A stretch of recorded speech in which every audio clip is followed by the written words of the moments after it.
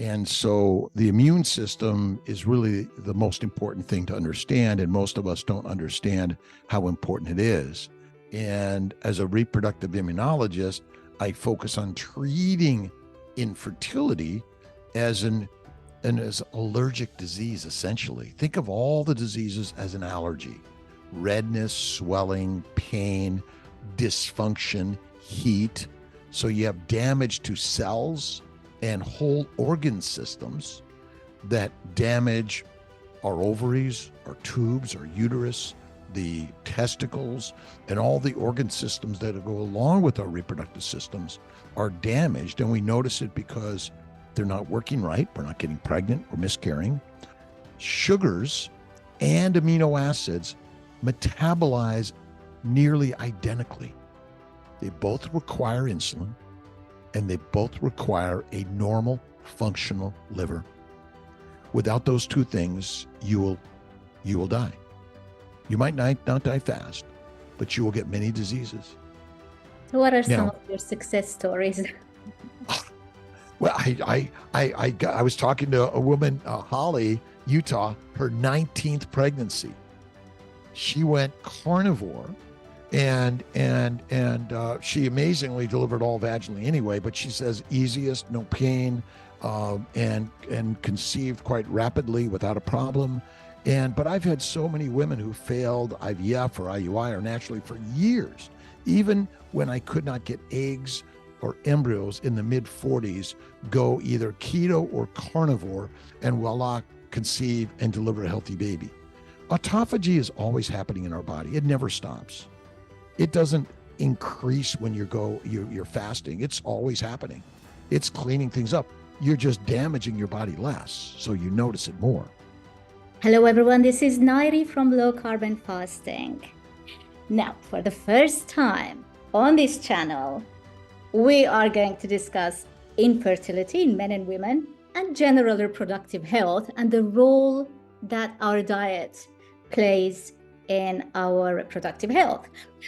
That said, I have invited Dr. Andrea Salcido to the channel before, and we have discussed PCOS and we've discussed endometriosis and related topics. I'll put that video link below as well. If you're interested, you can check that video out too. Now, so who's our guest today?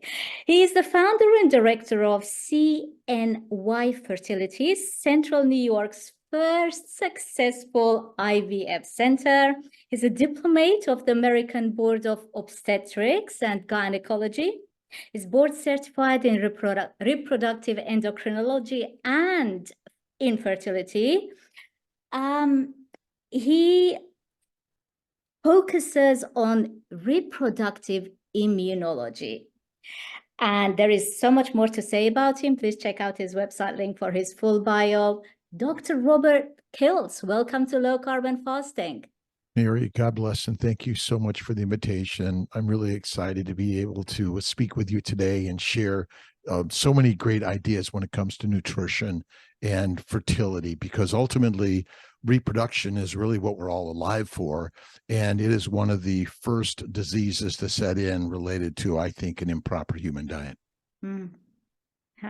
That's correct.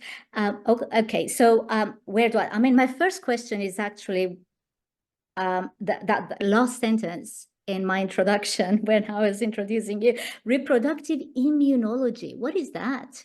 Well, think of inflammation, and our immune system is at work to try to fix the inflammation that is running havoc within our body. And so the immune system is really the most important thing to understand, and most of us don't understand how important it is. But our bodies react to foreign particles and damage mostly from the sugars, the antigens, the chemicals, and the fermentation of the plants in our gut that ultimately cause our immune system to react, to clean it up, remove the pathogens. Yet the problem is that we're exposing our body to these pathogens since before we're born until the day we die. So there's constant exposure to these pathogens causes chronic inflammation and acute inflammation that affects every cell and every organ system of our body. And so if you really begin to think about the immune system, it works slow and it works fast. There's a built-in immune system, and then there's another immune system that develops over time. And so having a better understanding of how the immune system works, and ultimately every disease is secondary to inflammation. And as a reproductive immunologist, I focus on treating infertility as an allergic disease, essentially. Think of all the diseases as an allergy: redness, swelling, pain, dysfunction, heat. So you have damage to cells and whole organ systems that damage our ovaries, our tubes, our uterus, the testicles, and all the organ systems that go along with our reproductive systems are damaged. And we notice it because they're not working right. We're not getting pregnant, we're miscarrying, or there's pain. Endometriosis is a common cause of pelvic pain. And there's testicular pain, scrotal pain. All the pain syndromes are due to inflammation, an allergy. And we don't think of these diseases as allergies. If we don't see the redness and swelling on the outside, we just can't imagine it's an allergic reaction, but that's all it is. So what exactly is causing the inflammation?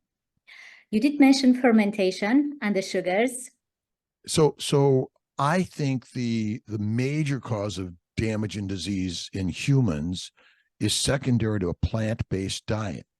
And if you think about it, plants are made of carbon dioxide in long chains that create sugars. So oxygen, well, let's say carbon dioxide plus sunlight and water makes a sugar molecule, which is a plant. And so sugars, glucose, galactose, mannose, fructose, fucose, there's many sugars in our body. The number one we talk about is glucose and fructose. But those sugars from an external source are damaging to our body. They cause something called glycation. If you think about hemoglobin A1C, which is a marker for diabetes, and the higher the hemoglobin A1C, the more out of control your sugar levels are. And it's basically, think about it like rust. Sugars are rusting your cells, your molecules, your hormones, your immunologic system, your immune system is being damaged, your brain, your eyes, every system of our body is mostly damaged, number one, by plant sugars, number two, by plant antigens. And an antigen is something that gets into our body and it causes an immune reaction. And just think about it as redness, swelling, heat, pain, damage, dysfunction, and failure of a cell and or of an organ system. So, and again, it's the antigens, lectins, oxalates, phytates, glutens, latex. These are all plant glycoproteins, sugar proteins. They're the major cause, and sugars are the major barcode that your body has a reaction to. And most people don't understand this, that the sugars that we consume, whether we breathe them, drink them, eat them, or they manage to get through our skin, it's usually a sugar molecule that causes that. That's an antigen. And then there are chemicals like estrogen, progesterone, testosterone, cyanide, opium, heroin, cocaine, marijuana, caffeine. These are all plant chemicals that have an adverse effect on your organ systems, on your endocrine system. And if you think about it, the first birth control pill and the abortion pill are made from plants. And so if you're consuming a plant-based diet, and it might be just a small amount, and we don't know how much it takes for any disease, but I think because of the the frequency and the significant amounts that we're eating around the globe, that's the major cause. Again, the sugars, the antigens, the chemicals. But the one thing people don't realize is that when you eat a plant-based diet, which breaks down to sugar, it feeds the bacteria and yeast in the mouth, the gums, the esophagus, the tonsils, the GI tract. And those microbes are fermenting. Fermentation and those microbes in your gut are not good for you. The microbiome is deadly, in my opinion. We've made it to be the best thing in the world, but it is not. It is deadly. Would you put microbes in an open wound? Of course not. Would you put them inside your eye socket? No, you would not. Would you put them in an egg or sperm? No, you would not. The microbes, which are proliferating in our gut, and when they proliferate, they ferment.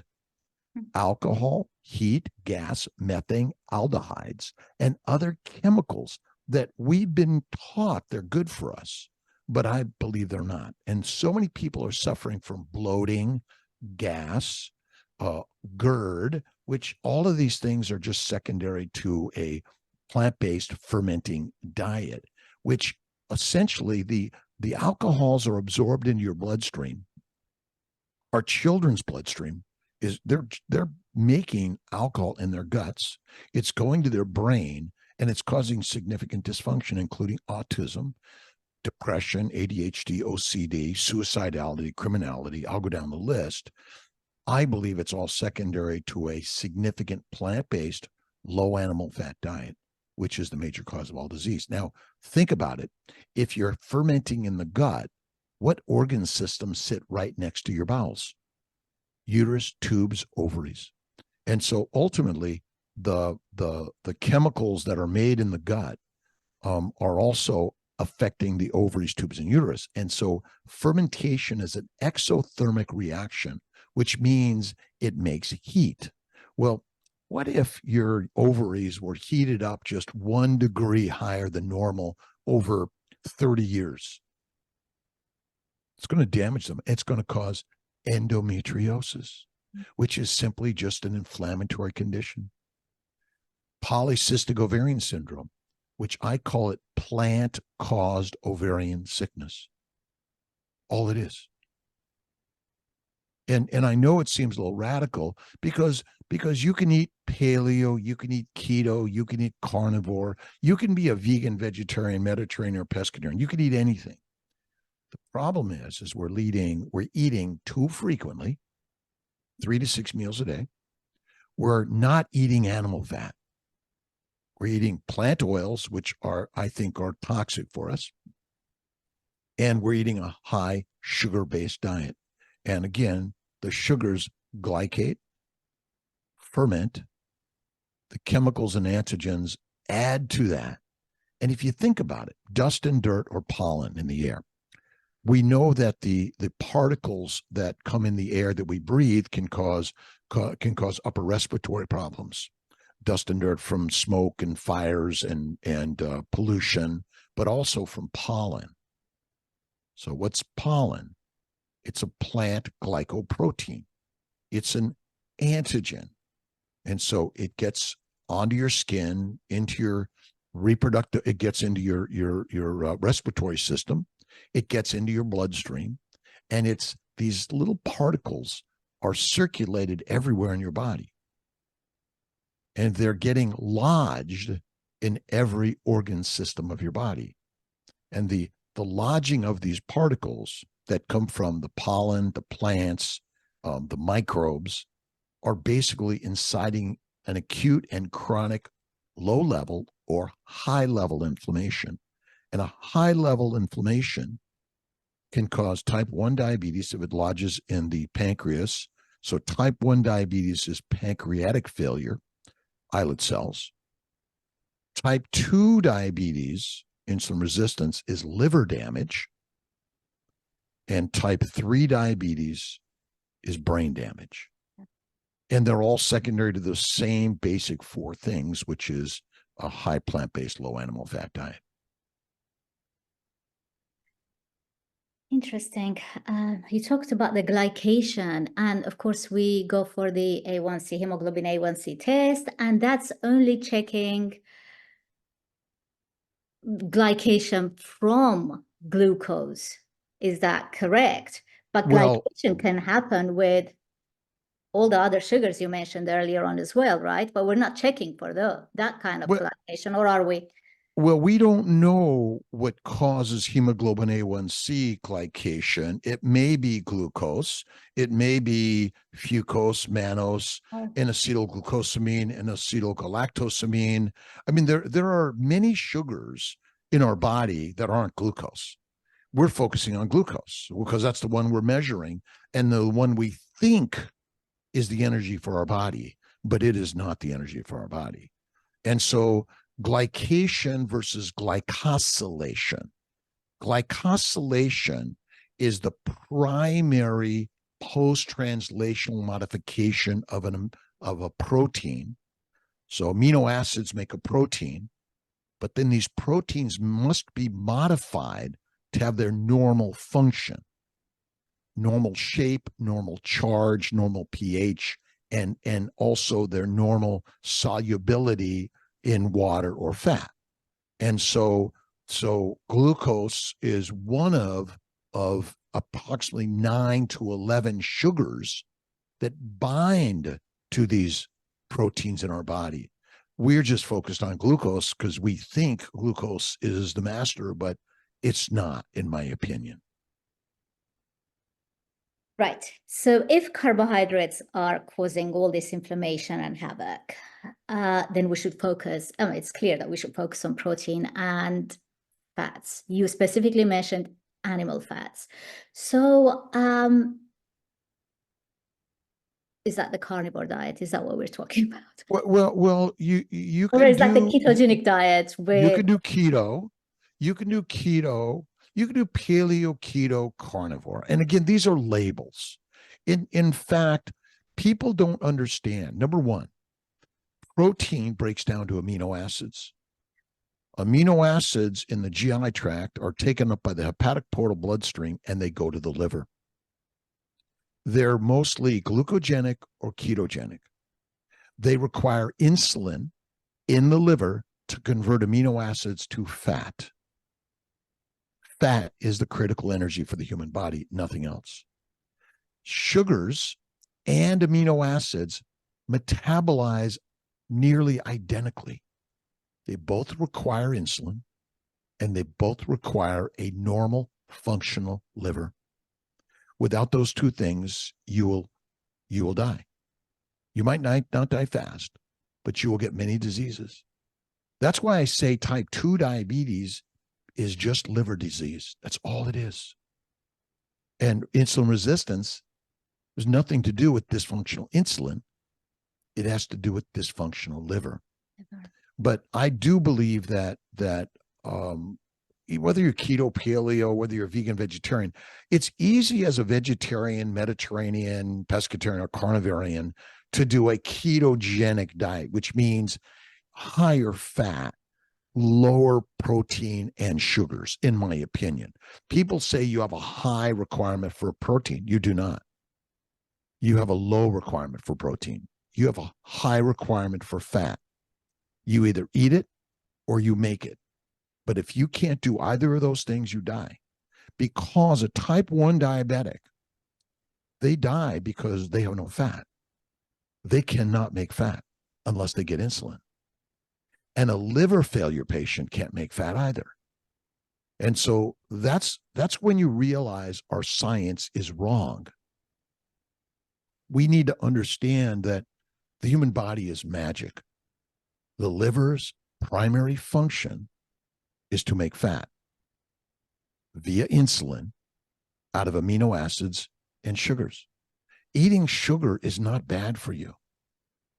Eating too much, too frequent, that's the disease.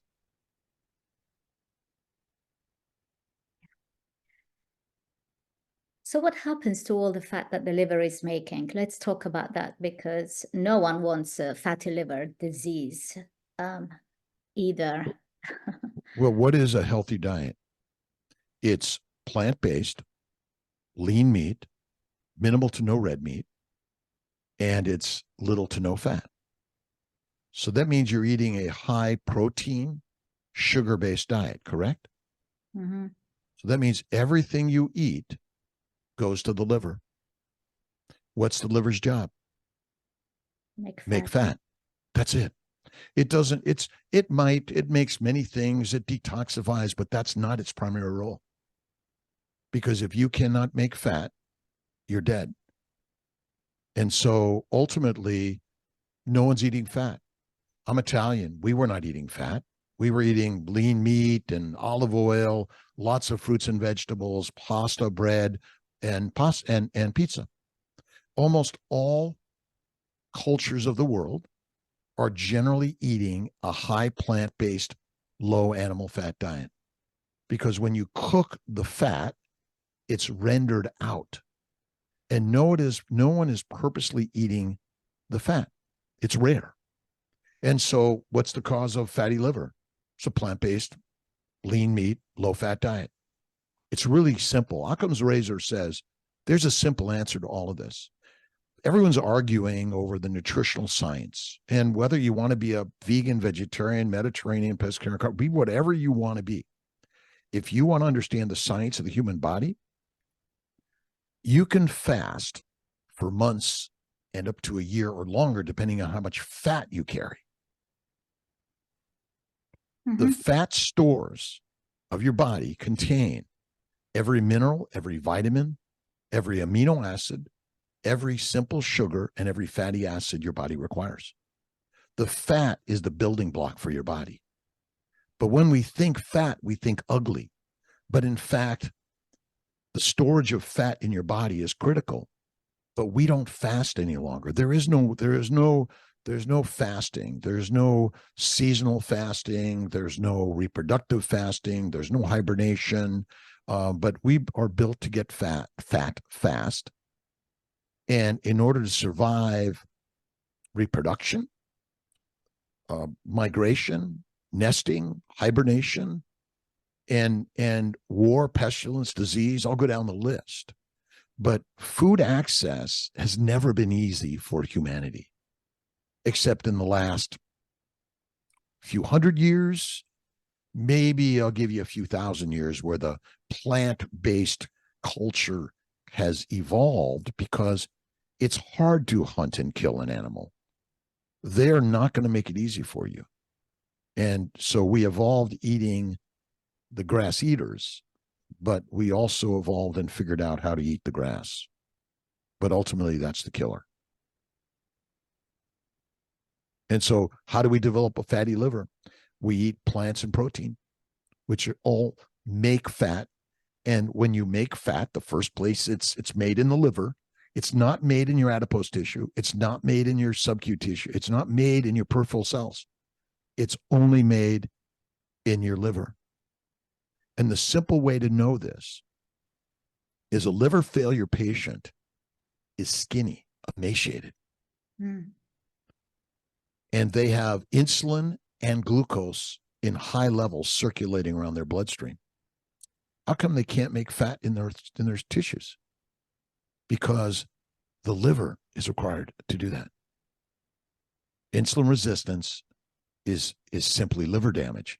As your liver is damaged, the ability of the liver to convert the amino acids and sugars to fat fast enough drops. Sugars levels go up, insulin level goes up, damage to the liver goes up. So it's really a vicious cycle that, if you think about it, all the blood flow from the GI tract goes to the liver, including the pancreatic blood flow. Why would it do that? Because it's smart. The human body anatomy will tell you function. And you know that you can go days, weeks, and months without food. It's not supposed to be easy to do, because you got to be smart enough to get off your butt and go hunting. Because if you don't, you're not going to survive for reproduction. Kind of crazy concept, isn't it? It is, and yet so simple, because that's how we evolved. This is how we evolved, and accessing food wasn't easy, and there was all that energy expenditure as well. So we don't have enough of that either. So we have food and more food and more food. And it's our culture, our social connections.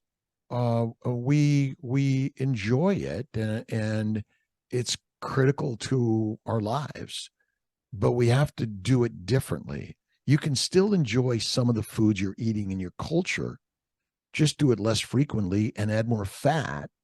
If you can get to a 50% of your gram weight or volume of your meal as fat, which is hard to do because people look at fat and think, oh, I'll never eat that. But it really is partly what we should do.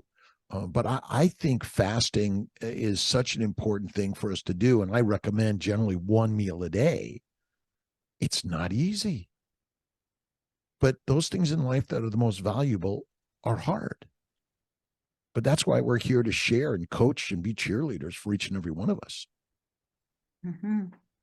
And change the paradigm of what our doctors have taught us. My sister is a diabetic type 1 since age 4, died at 52. Amazing young woman, Marianne. She pretty much ate a plant-based diet and covered her sugars with insulin.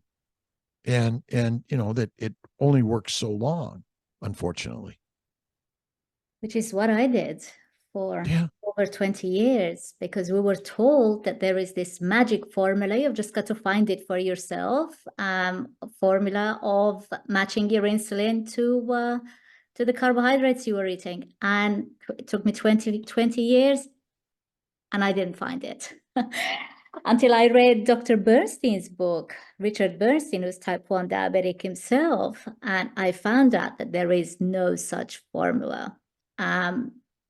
And so I cut out the carbohydrates, and I was vegetarian. So I started eating meat, and my life changed dramatically. So what puzzles me is, when we talk about infertility, we always specifically mention male infertility or female infertility. But from everything that you've described, if the underlying cause is inflammation, high insulin levels, or hyperglycemia, as you put it, including glycation, then surely there isn't such a thing as, they're not separate conditions. They're the same condition. Am I right? It's always the sperm, it's always the egg, it's always the embryo, it's always the uterus. Now, those are very generalizations because there's the hypothalamus, the pituitary, the adrenals, the thyroid. I mean, there are many organ systems that are required for normal reproduction.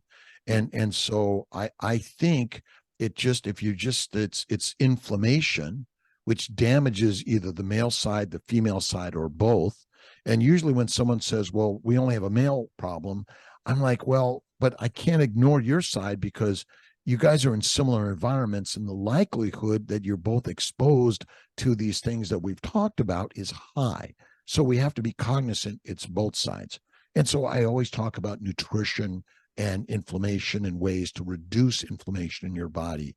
But infertility is growing rapidly on all sides. Younger and younger women are experiencing it. I think we're also experiencing it in utero. Moms are consuming a plant-based low animal fat diet with many of the antigens, chemicals, and sugars which cross the placental membrane and damage the reproductive organs of that fetus, male or female.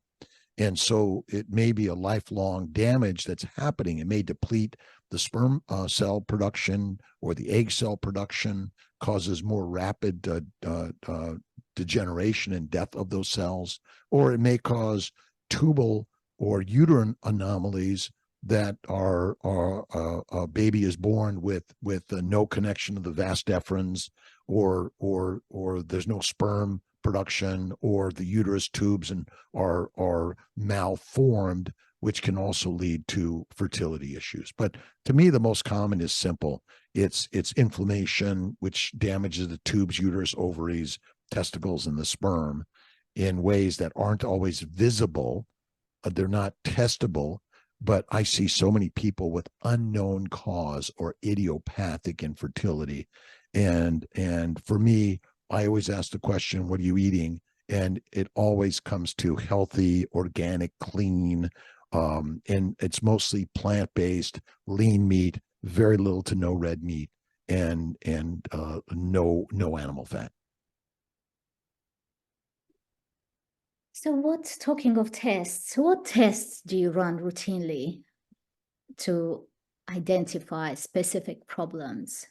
Well, the simple part for the male is look at a sperm count and look under the microscope and look at the morphology, the motility, the count, the progression of the sperm, and those are really pretty gross evaluations of the sperm, the volume, and if these are abnormal or even if they're normal, it doesn't mean conception won't happen or will happen. It's not it's kind of an all or none. If you have no sperm in the ejaculate in a cup, then we often will do some hormone measurements. We'll do an exam for testicular scrotal size, and we'll often stick a needle in the testicle to see if there's sperm there. I mean, that's the basics for the guy, but there's always a history for both. How long you've been trying? Do you have regular cycles? Do you have any other medical conditions, allergies? And I ask always, what are you eating?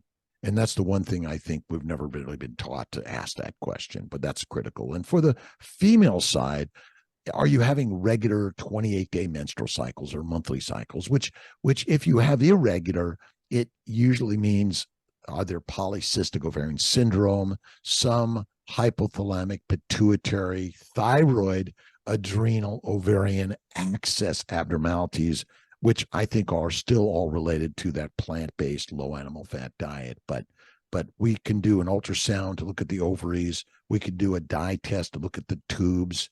And we could do an ultrasound to look at the uterus also and the cavity, and sort of gives us a gross evaluation. Does it look normal? Do you have fibroids, polyps? Do you have endometriomas? Do you have cysts in and around the ovaries? Kind of lead us down the line. Might it be a metabolic disorder, prediabetes, or polycystic ovarian syndrome? Might you have endometriosis?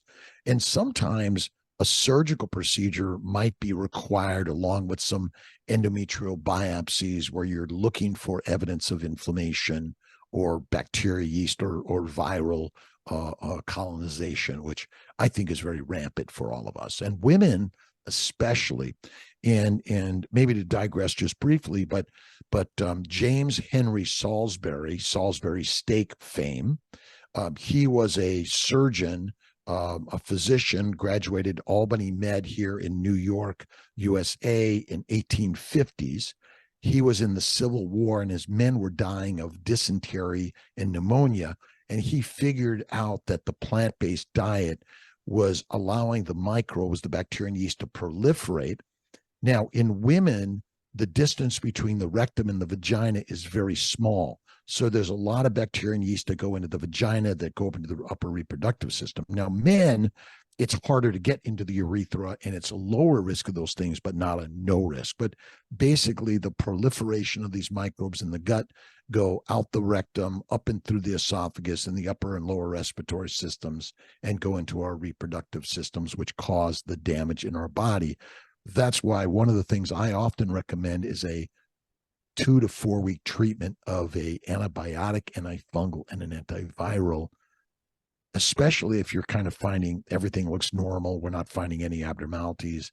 I believe there's a lot of colonization, and bugs are not easy to get rid of in our body. They love you because they love the sugars and the proteins you eat, which allows them to thrive and survive.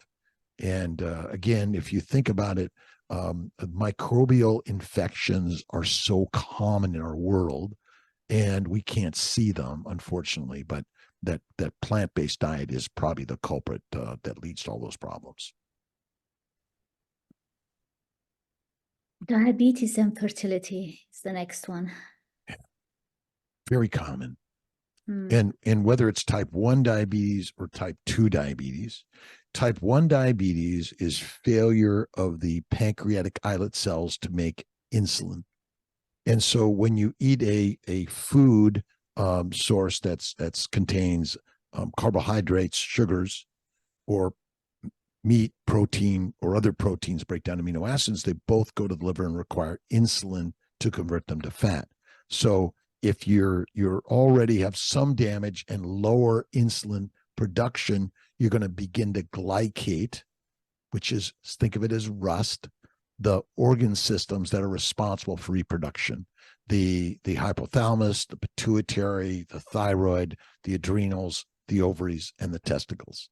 And so the dysfunction is happening due to a diabetes. Now, type 1 diabetics that are requiring insulin, they have worse scenarios. And they, with pregnancy, they have a lot of complications also, and they're higher risk of birth defects. And I think it all goes down to glycation causes nuclear and chromosomal damage. Again, it's think of rust on your car. The paint gets flaky, and then it begins to eat away at the body of the car. Well, the same thing's happening at the cellular, the nuclear, and the microscopic level. So that's the basic sense of it. Now, type 2 diabetes, which is on the rise, and I don't know the exact number. 90% of diabetes is type 2, 10% is type 1. You know, we can argue on the numbers depending on where you are in this world. But type 2 diabetes is significant, again, because we're all taught to eat a plant-based, low animal fat diet and 3 to 6 meals a day, which eventually causes damage to the liver. The liver is not able to keep up with the sugars. The insulin that your pancreas is making is not able to do that. And our treatment is oral or injectable drugs, surgical procedures for weight loss, which helps. But I don't think obesity is the cause of any disease. And being fat is not the cause of any disease, which is radical. But type 2 diabetes is very common, and I think that's the pre-diabetes is rampant, and I think that's the leading cause of all disease, including infertility. I have to add here that with respect to type 1 diabetes, if your control is good, then those risks, of course, will be much, much lower, even non-existent. I agree with you. And so, I mean, obviously the majority of people we're probably talking to, because even in those that are followed by experts in diabetes, I see so many people that are just never in control, 100%. And I'm curious to hear more about your experience. And this is, I think, very important, but fasting and eating less frequently and adding more fat, because when you eat fat, there's no requirement for insulin. And that's the craziness. Very little to no requirement if you eat fat, but most people just don't eat it.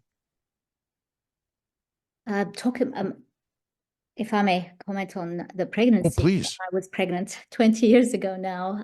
Here in the UK, they told me they're going to work with me to bring down, because I discovered I was pregnant and my A1C should be somewhere around 5.8. And of course, it was 9 point something. And despite my efforts, I couldn't bring it down. But somewhere throughout my pregnancy, I managed to bring it down to 6.8%. And I was told, great, you did it. This is good now. Now we're happy with you. Now that I'm close to carnivore, I have a healthy diet. I look back on those days, if I could do it all over again, which I couldn't, unfortunately. The clock has just gone past, I think, or well, close to passing. But I would do things different, 6.8%, and they told me that was good. So this is another problem, because most physicians in the medical community describe normal blood sugars completely differently from what we in this community describe, right? 6.8% is not a normal A1C. So I just to mention and that. you mentioned insulin levels as a factor in infertility, and I want to sort of, because people talk about high insulin levels are a problem. And that's a very common thought. And I think it's just sugars and proteins are high, and insulin's just trying to do its job.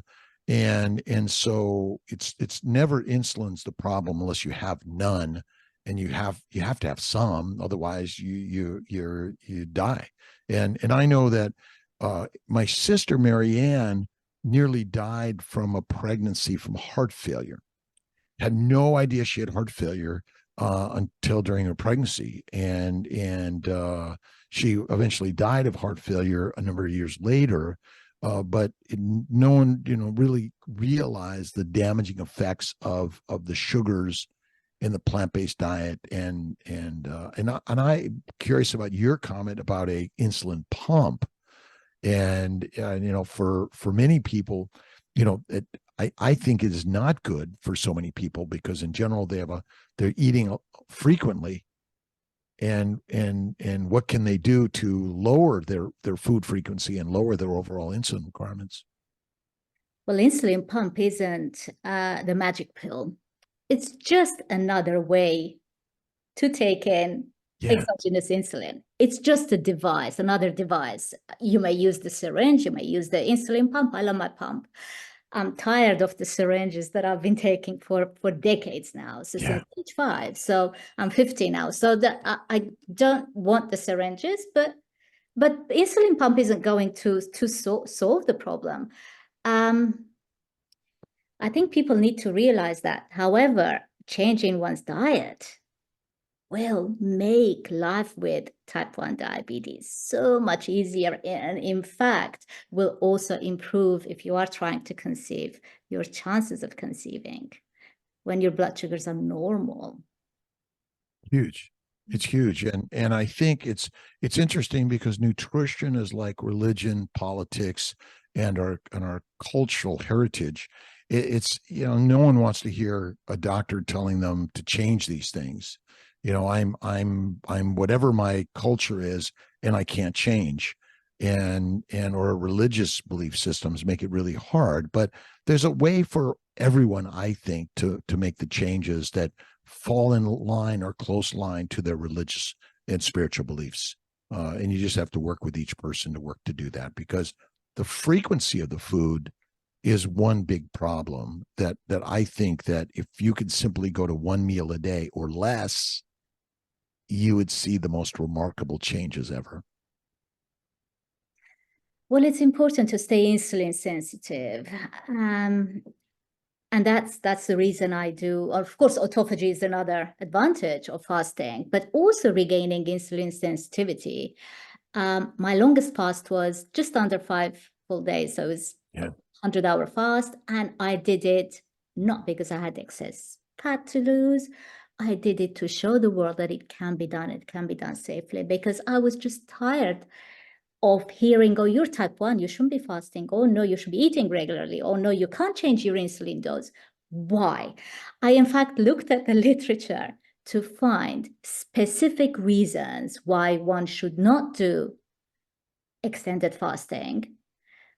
And I couldn't find type 1 diabetes in there. In fact, the only mentions of type 1 were that, oh, safety needs to be taken into account, et cetera, et cetera. So, and of course, but if you are doing it safely, there was no reason why a type 1 diabetic could not skip a meal or two and adjust their insulin accordingly and keep themselves safe. I couldn't find any reason why I couldn't do it. So I did it, and I wrote a blog about it as well. So to show the world you can do it safely.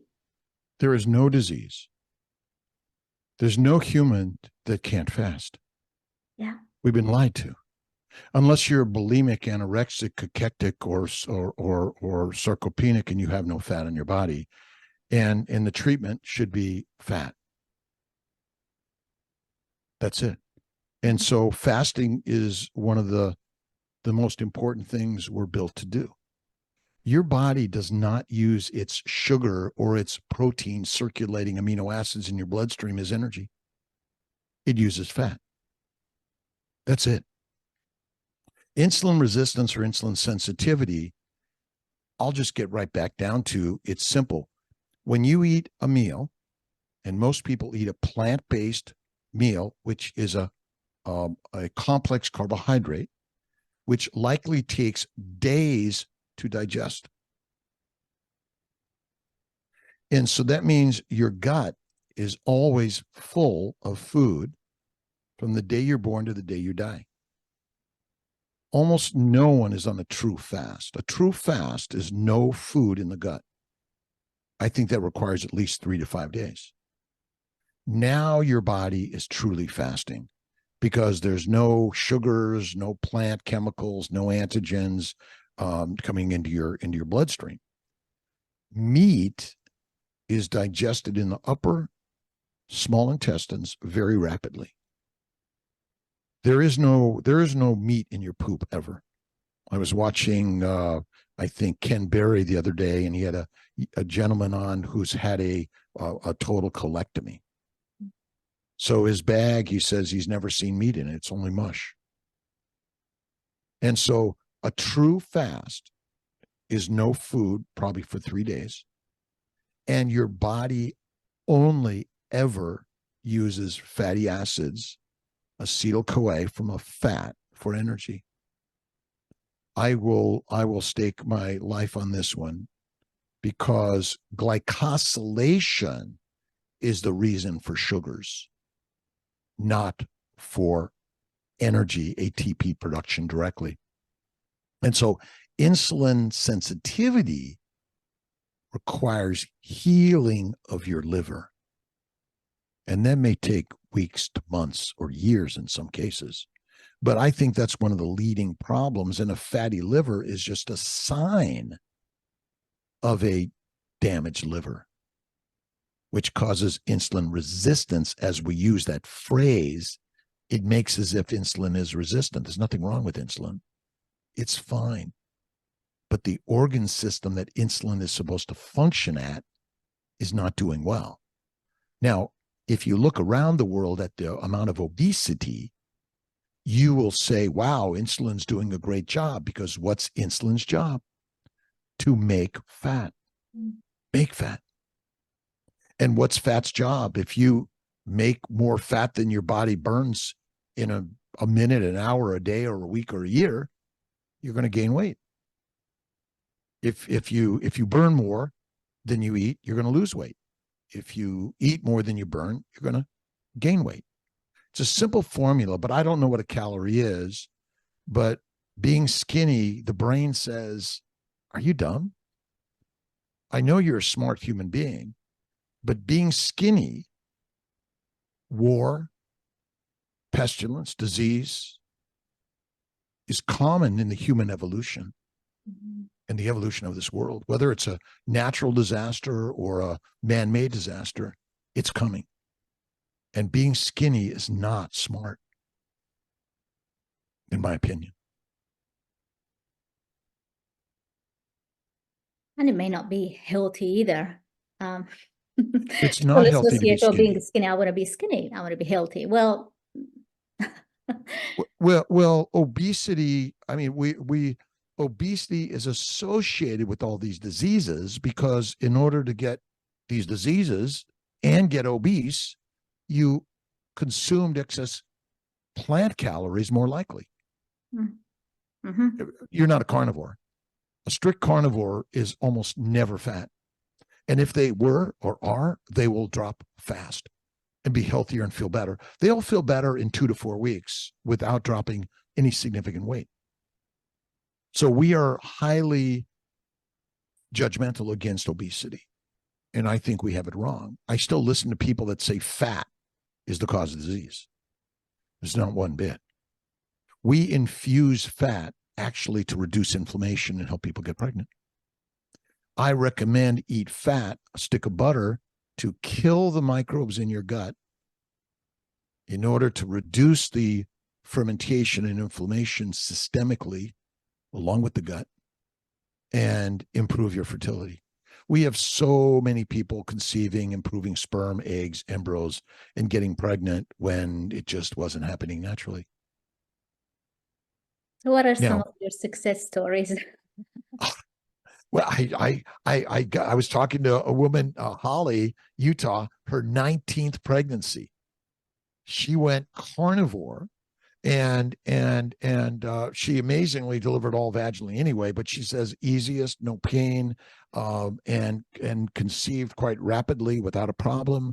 But I've had so many women who failed IVF or IUI or naturally for years, even when I could not get eggs or embryos in the mid 40s, go either keto or carnivore, and voila, conceive and deliver a healthy baby. And so it's there. And again, both keto, vegan, vegetarians, Mediterraneans, pescatarians, even carnivores can be keto. That means it's a higher fat consumption, a lower protein, lower carb, and or eating less frequently and fasting and doing things like that. So there's some different ways to do this that I think can fit everyone's belief system of nutrition. The hard ones are the vegans because they don't eat eggs, cream, cheese, or butter. So they don't eat any animal fat. So all of their fat, which is a plant oil, is industrialized. There's no natural fat there, in my opinion. And there's a lot of chemicals and antigens and things like that. But it's possible. But the key is that if we can touch the moms or the moms to be, because the moms control what happens in the household and what is purchased and what the food is cooked or eaten and what their children will be eating.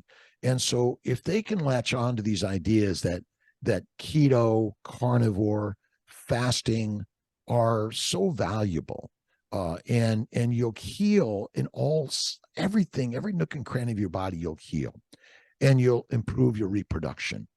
And since this is my day job as a reproductive endocrinologist, I own and run CNY Fertility Centers.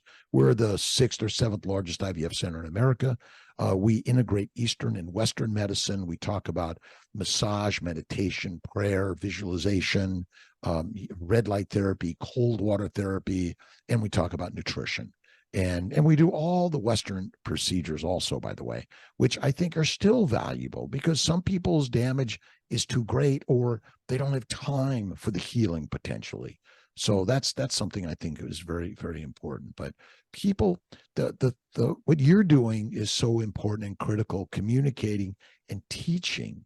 So if we could teach the moms, and then when they're pregnant and when they're breastfeeding, and after they're done breastfeeding, they stay the keto, carnivore, fasting way. And I always throw faith in there too. And then they could teach their children the same. Critical. Talking of breastfeeding, Yes.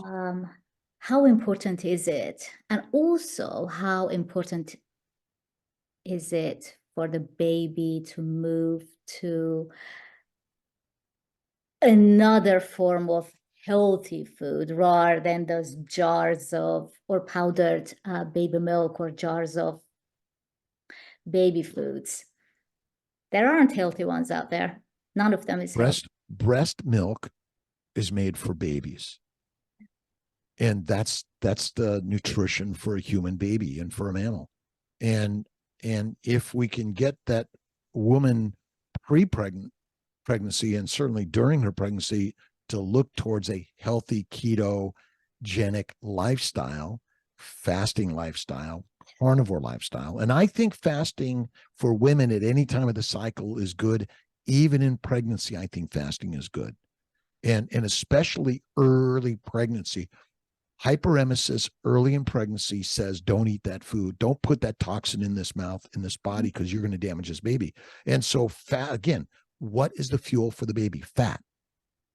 Fat stores contain every mineral, vitamin, and building block of a baby. And I think it's critical that moms throughout their pregnancy stay there and breastfeeding your baby because you bond with your baby. And the milk is the most important thing that brings the proper immune system development and the proper neurologic development, skeletal development. All of that is very critical. And once that baby is done breastfeeding, and I don't know what time is best for that, each baby is a little bit different, and depending on how many babies you have at what stage you're at, I think it's important to look towards a keto carnivore lifestyle and fasting for children. Now, they likely eat more frequently, and especially breastfed babies for sure, while they're in that growth spurt early on. But there's going to be a time when we're hunters, and hunters are not grazing animals; they're hunting animals. And so, as a hunter, you don't eat all day long. You eat from time to time. Mm-hmm. That's the fasting and feasting, right? Yes. Okay. So what? Now we said so. Your recommendation is moderation of protein as well. So what wouldn't sort of a typical plate look like? What would an ideal healthy plate look like? Say it's ground beef, or I don't know if you can see this, but it's bacon, eggs, butter, beef, and salt. And the feasting is one meal a day. And you could throw in my ice cream from time to time, which is cream, eggs, butter, salt. Whether or not you put in honey or cane sugar or a little fruit, that's up to you, but it's not necessary. But this is kind of my typical. Now, I personally do about a fistful of food a day. Now, at 68 almost, my needs are less than when I was 15, 16, 17. I was voraciously eating whatever I could find and still skinny as can be. But I would say that is the very best. Now, if you're in the vegetarian, Mediterranean, or where you're eating some plants, I would say, again, the fatty component needs to be the higher component, and then the protein component, and then the carbohydrate component. The problem is, if you ask any animal in nature, what's your diet? And they like, what are you dumb? Like, what do you mean, what's my diet? I'm a lion, or I'm a pig, or a cow, or a sheep. This is what I eat. And so you can look at nature and see what is edible. Now, we're probably more like bears in the sense we're omnivores. We're capable of eating those things, but I don't know what the right non-toxic, non-fermenting, non-microbial invading plant really is. Now, I do occasional French fries without the skin, fried in duck grease, tallow, lard, any of those things. And I dip them in sour cream. So it's typically a 1-to-1 fat to a carb. And so remember, the carb goes to the liver and insulin converts it to fat, but the fat goes to the lymphatics and it's distributed all around the body, and it's deposited in your fat stores, because your body is like fat stores, because you want to gain weight today, tomorrow, the next day, so that when there's no food for the week after that, you're not dying of starvation. So, but it's so variable depending on your age, your size, your BMR, basal metabolic rate, your activity level. All those things I think are important. Everyone says you need about 2,000 calories. I mean, I don't even know what a calorie is, and I think the recommendation of the nutrition experts has caused us to get obese. And if you're told to eat 3 to 6 plant-based meals a day, where you're eating all sugar all day, you're like a grazing animal, and you're getting fat, and you're exercising, and still you're not losing weight. But your brain says, well, the experts tell me I got to eat more complex carbs, or I got to exercise more. And I think that excessive exercise is a leading cause of disease. I do not recommend it. Coming back to the brain, it's not just the brain telling you need to eat because this is what your doctor told you. It's also your blood sugars, because I remember that. Your blood sugars rise, and then they're crashing.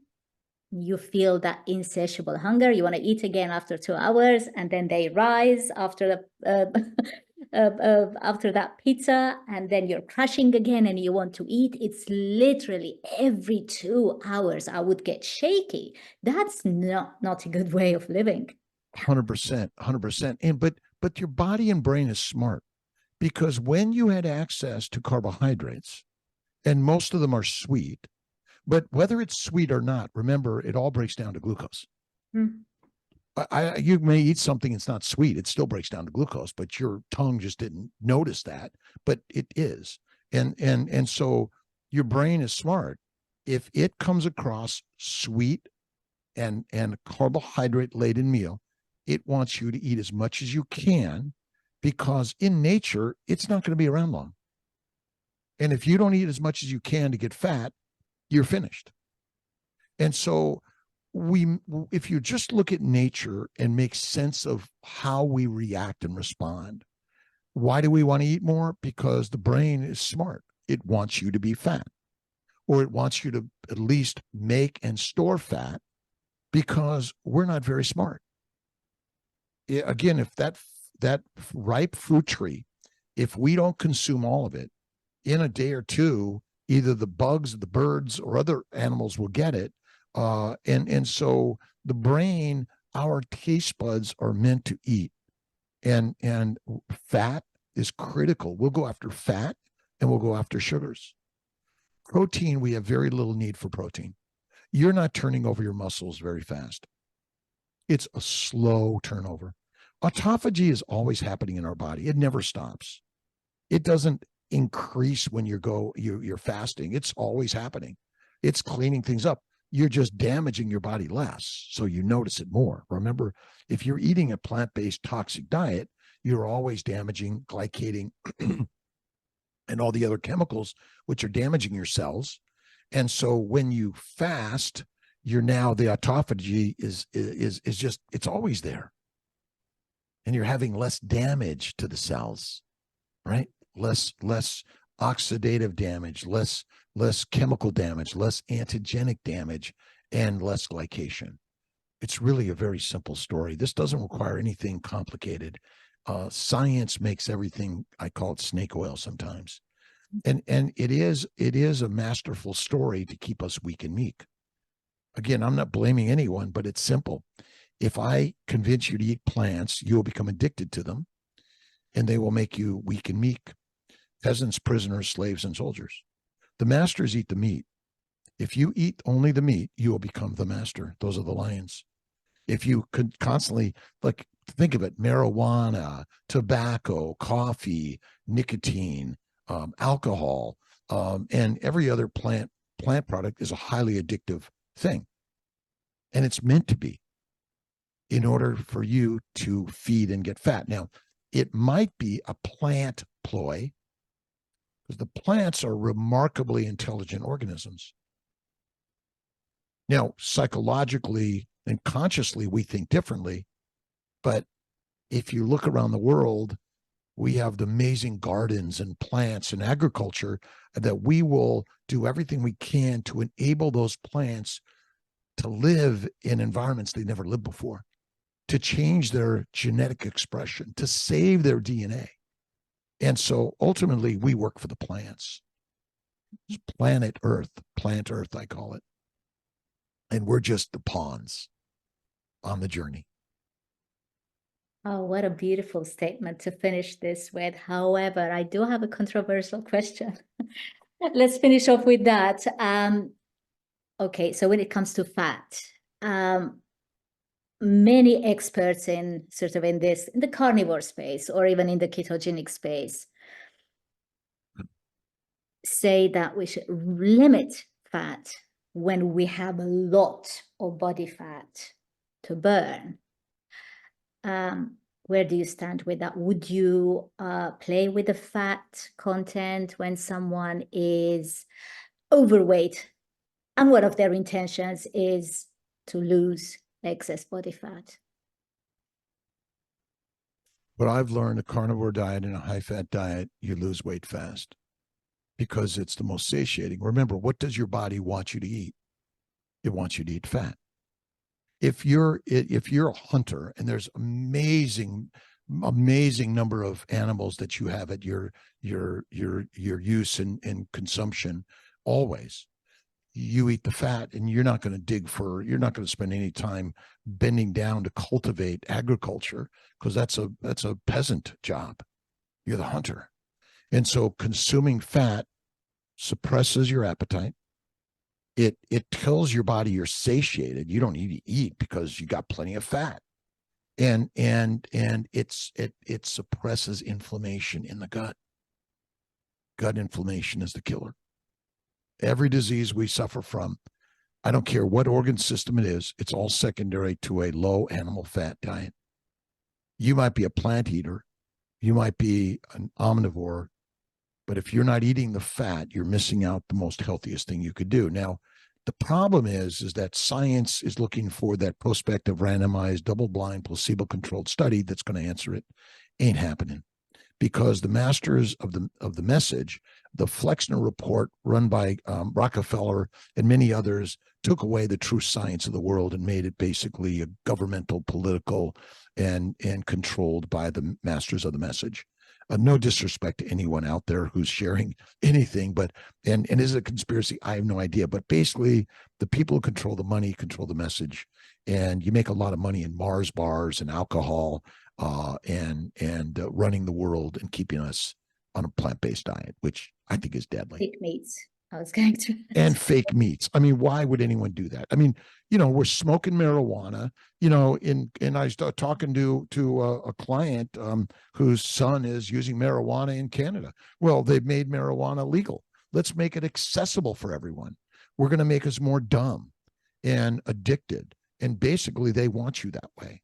When you eat the meat, your brain becomes conscious of your truth and reality, the gods within all of us, and our ability to control our destiny. But your destiny has been disrupted by plant eating, low fat eating, and focusing on protein. Sorry, you have very low requirements for protein. My bad.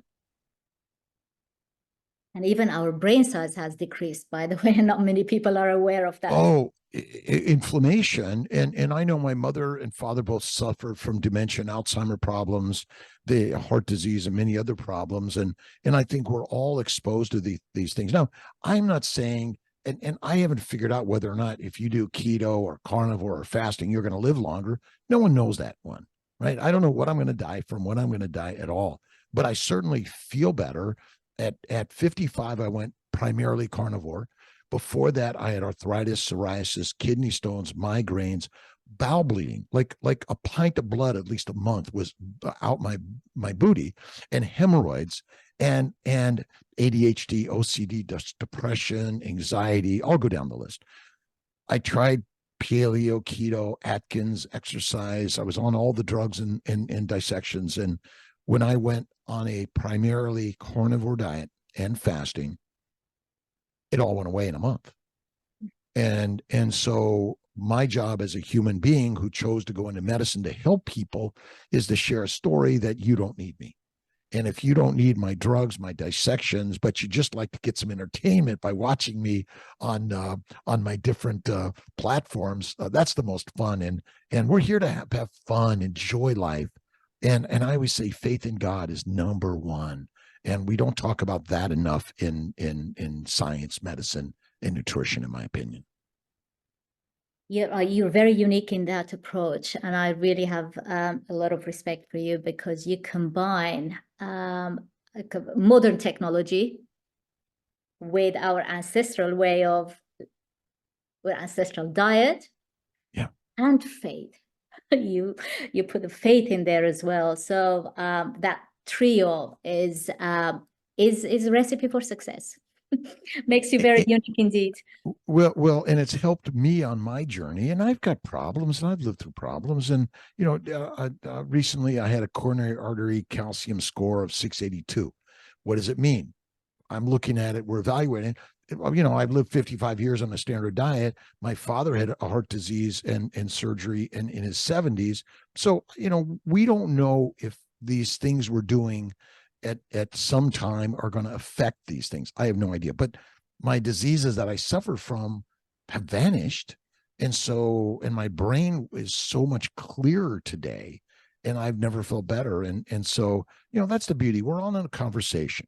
And I respect the vegans, the vegetarians, the Mediterraneans, pescatarians, and carnivarians, those that do fasting and don't do fasting, and those that believe in God and don't believe in God. I respect each and every human being on this journey. And I hope that maybe I can instill and share something that'll help just one person in this world. And that's kind of the most valuable thing we can do.